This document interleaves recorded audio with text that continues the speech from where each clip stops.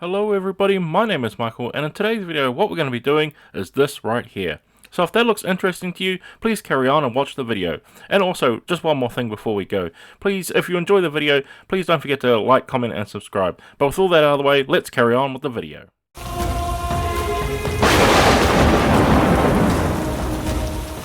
Okay, so here we have our giants, and as you can see I've given them a zenithal prime going quite high on the white here, and you can see I've done it to both of our miniatures as we painting them up, and we want to be using our zenithal highlight prime and some key steps later on, but for now we're going to come into the skin, and starting off with that we're going to be using some tanned flesh, and we're going to be applying it of course everywhere where the skin is naturally over these models.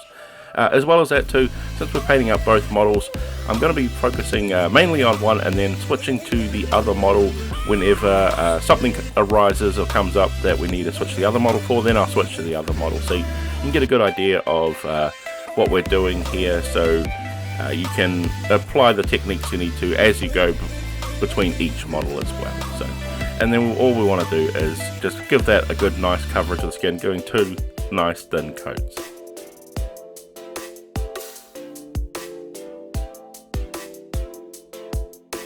Then once we have that first base layer of skin down, we're going to come in with some neutral flesh, and this is going to be our highlight.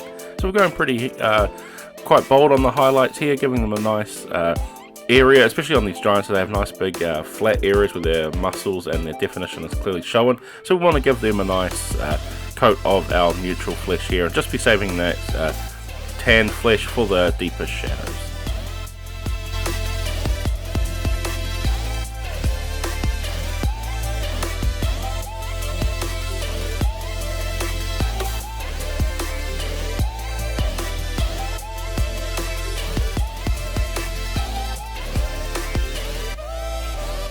Then once we have that complete, what we're going to be doing now is we're going to come in with a wash. I'm going to use reikland fleshshade to do this. And of course we want to be nice and liberal with our wash, giving it a nice good overall coat. But the one thing we do while we're giving this a nice overall coat is when it's drying, be aware of it pooling in any area, especially since we're dealing with a lot of large sort of roundish flat surfaces. So we want to be careful there as it's drying. The best way to do that is while you're going over it, if you see any big splotchy areas, you just want to wick it up with your brush while you're still moving the wash around before it dries completely.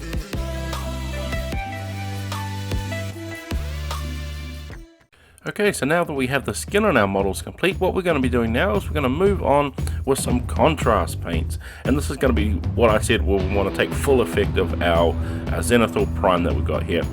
Contrast paints are great for painting in a hurry and getting onto those areas, but where they really shine is where you do a zenithal prime over top of them, and you get the depths of the shadows with the blacks that we have on there, as well as those high highlights with the white that we did when we primed up in the beginning. And going over and tinting these colors is great with this sort of technique here. As you can see, it's going to come out really nicely, especially in the end process anyway. So we're going to be doing a lot of the contrast paint method here to really help take full advantage of that zenithal highlight prime. And of course, like I've been showing here, that we've been using skeleton horde, and this is to be doing the wrappings around the leg.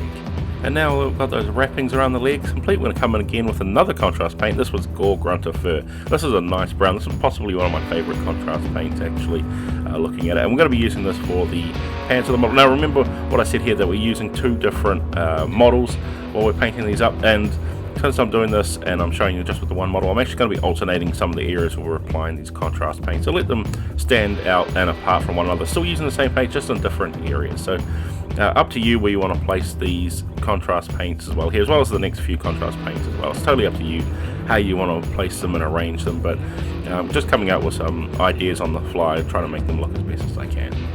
Then once we have those pants complete, what we're doing now is coming in with, again, another contrast paint. This one's going to be gryph-charger grey, and this is actually a bluish grey, so this is going to be slightly different from the browns that I have here. If you notice, some of the colour scheme is very similar to the Free Folk that I painted up a little while ago here. It's very similar, since they're all a part of the same army. I want to keep my colours reasonably consistent here, but totally up to you what you want to do here. Like I said, you can place them in any order as you want on these miniatures here, these next few steps, and you'll get completely different results just by changing the colors. And as you can see with our contrast paint there on top of that zenithal highlight prime, it's also saving us the steps of having to do shadows and highlights as well. So nice, quick and dirty way to get some great results.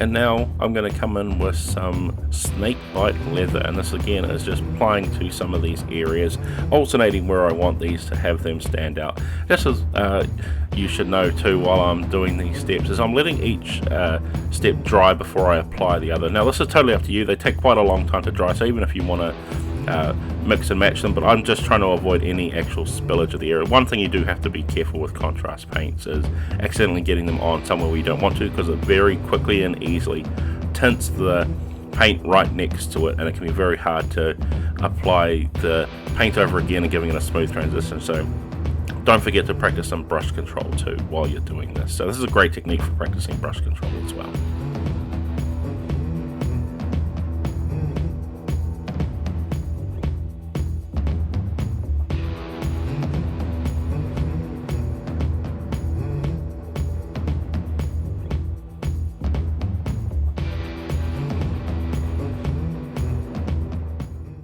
Okay, so now we have all the clothing on our giant painted up. What we're going to do is coming in and painting some of the accessories. Now again, going to be switching between some contrast paint and regular paint to do this, and I'm going to use some wyldwood here, nice deep dark brown. We're using for the log in his hands. I think it looks great, especially since I'm going to be basing him in a snowy design, so I'm going to be putting it against some sort of like dark trees in there as well. I think having that dark colour as well is going to separate it out from the other browns we've already used on the piece. Then once we have that log in his hand painted up, I'm going to come in now with some ivory. And we're going to be using this, as the name implies, ivory for some ivory. So I'm going to be using it for the mammoth horns that we have here on our miniature. Just giving it a nice overall paint job. Again, practicing our brush control as we're doing this, being careful not to get it over any of our contrast painted areas, as it'll be harder to tidy up.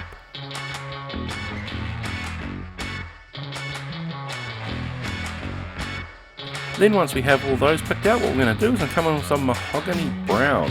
And I'm just going to be using this to do the rope wrappings that are holding our tusks to the actual belt of our giant here. So just going around again, being careful, making sure that we just get the areas where that rope is tied around.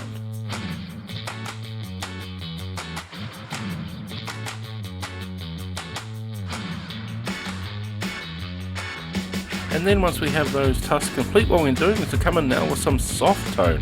I'm going to be using this to apply over the areas where we've just painted up our tusks and of course our rope as well, giving them a good overall coating.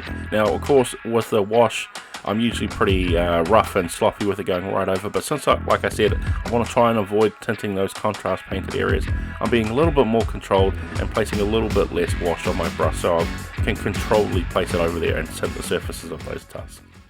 Okay, so now that we have all that complete, what we're going to be doing now is coming in with some gryph-hound orange. I'm going to be using this for the hair of our giant here. As you can see, I'm not going to bother about making two different hair colours. I want to make them sort of look like it's all natural part of one. You know, it's a mythical sort of giant, and it's going to be strange and weird. And I thought, hey, let's add some orange there, really boost up some of those extra colours onto the actual piece itself.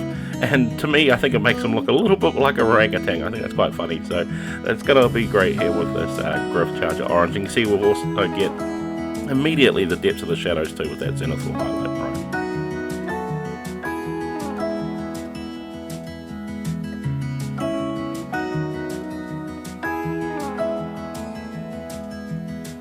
And then once we've painted all his hair and his fur basically that he has on him because it's so thick, we're going to come in with some bright green. And what we're going to be doing is we're going to be using this to just pick out the little sort of baubles he has on his beard there. And the green goes really good against that orange on there, really making it stand out, giving it an eye-attracting piece there as well. As well as we're doing that too, there's also some hanging bits on his back as well there where he has another sort of bauble as well. So I'm going to be painting that in green as well. Okay, so that makes our first giant complete, so we can move on to our second giant. And this one here, I'm just using khaki, and I'm going to be using it for his fur slash hair over his body. I wanted to make him sort of a dirty sort of blonde giant rather than the orange that we had with the other one. So, like I said, we want to have a lot of parts the same, but make them a little bit different in certain areas. And of course, changing hair color and placement of the colors of all of his clothes that we have here, you can see it's in a slightly different arrangement as well. So making them slightly stand out, so they're not exact duplicates of one another. Just making them, especially on the tabletop, is really going to help separate them out.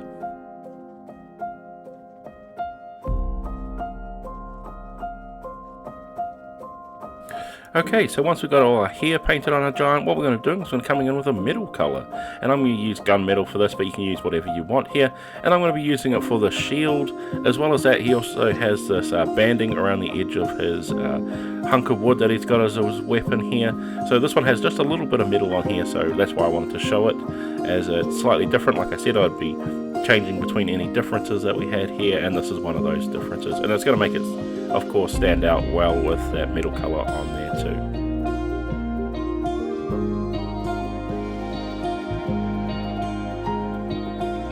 Then once we've picked out those middle areas, what we're going to be doing is going to coming in with another contrast paint once again. This one is terradon turquoise, and I'll be painting it on this big lump he has on the edge of his, basically I think it's like a club slash axe now, I think. And what I want to do is I want to make this a nice solid frozen chunk of ice, like ultra frozen, like permafrost freaking ice. And this is going to really make it stand out. It's a great eye-attracting piece on the miniature as well. So just coming in and giving a good overall coat to this bit of chunk of ice we've got here.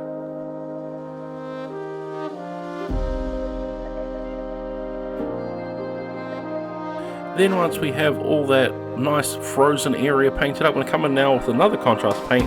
This is going to be black templar. Like I said, I wanted this a big nice chunk of frozen rock, but I also wanted to make the little shards off it. I wanted to make them some of the dragon glass that they have in Game of Thrones, or obsidian. And I think coming in with the black contrast paint with that blue undercoat there is going to really make it sort of give it a shimmery effect from certain angles, and I think that's going to be a great little effect. A little bit hard to see on camera, but you'll be able to see it in actual person with it having a slight bluish tint to it, so I thought that would be a cool idea.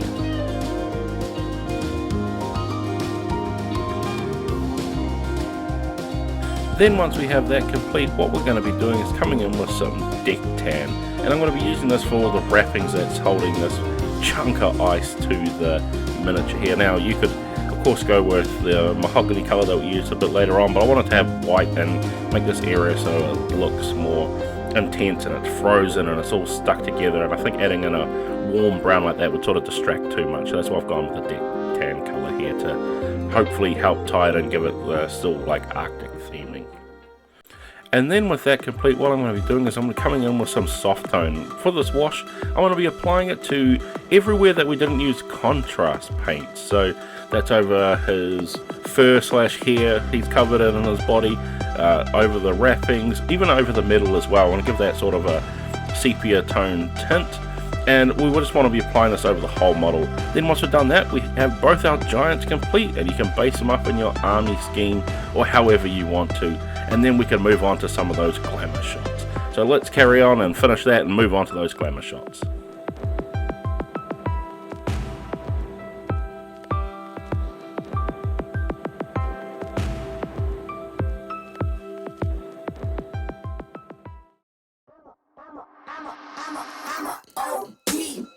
Know that they ride or die. I keep boys by my side.